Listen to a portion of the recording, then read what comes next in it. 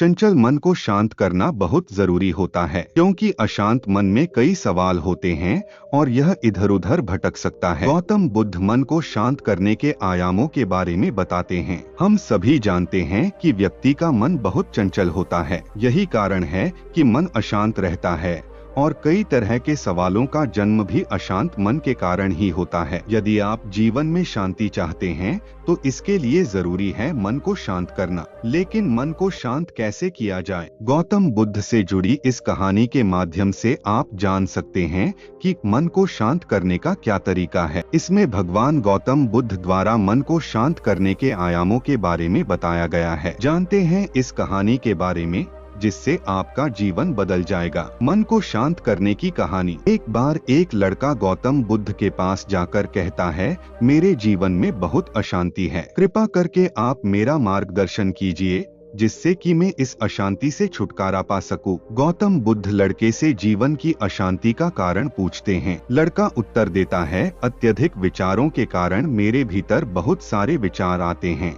जिससे मेरा मन अशांत रहता है। बुद्ध मुस्कुराते हुए कहते हैं, ऊपर आकाश की ओर देखो और बताओ कि तुम्हें सूर्य दिख रहा है।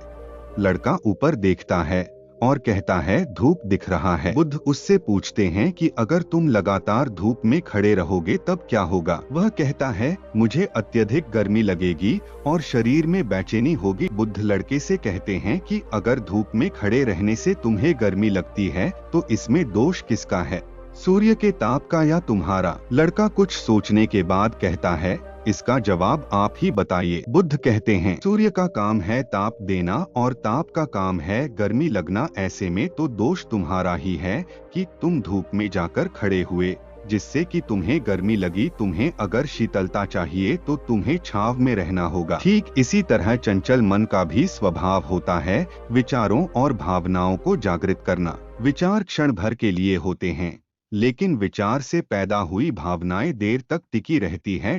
लेकिन यह तुम्हें निर्णय लेना है कि तुम्हें विचार और भावनाओं के साथ चलना है या अलग दिशा बनानी है। कैसे करें मन को शांत? बुद्ध कहते हैं, मन को शांत करने के लिए तन के आयाम पर काम करना सबसे आसान तरीका है। शरीर के स्तर पर हमारी कर्मेंद्रियां और ज्ञानेंद्रियां है। कर्मेंद्रियां कर्म और ज्ञानेंद्रियां ज्ञान से जुड़ी होती है। इससे हम अपनी संवेदनशीलता को बढ़ा सकते हैं, यानी हम जो भी काम करें उसे आनंद के साथ करें।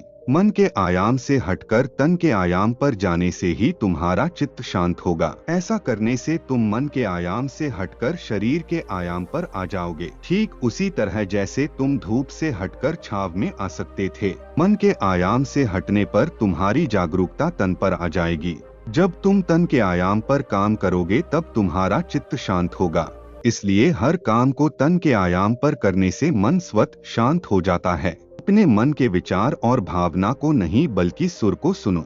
लड़का बुद्ध से कहता है, अपने भीतर के सुर को कैसे सुने? बुद्ध कहते हैं, किसी शांत स्थान पर रहकर जहां शांति हो तब अपनी आंखें बंद करो और मन के भीतर चल रहे शोर से हटकर भीतर के सुर को सुनने की कोशिश करो। सुर निरंतर चलता रहता है, लेकिन बाहर के शोर के कारण तुम अपने मन के भीतर चल रहे सुर को नहीं सुन पाते हो। जब तुम अपने दोनों कानों को अपने हाथों से बंद कर दोगे तभी मन के सुर को सुन पाओगे। इस तरह तुम मन की अशांति से दूर हो जाओगे और तुम्हारा मन शांत हो जाएगा। आशा करता हूँ कि यह वीडियो आपको अच्छा लगा होगा। अगर अच्छा लगा हो तो वीडियो को लाइक और चैनल को सब्सक्राइब करना ना भूले। मिलते हैं अगली वीडियो में, तब तक के लिए धन्यवाद।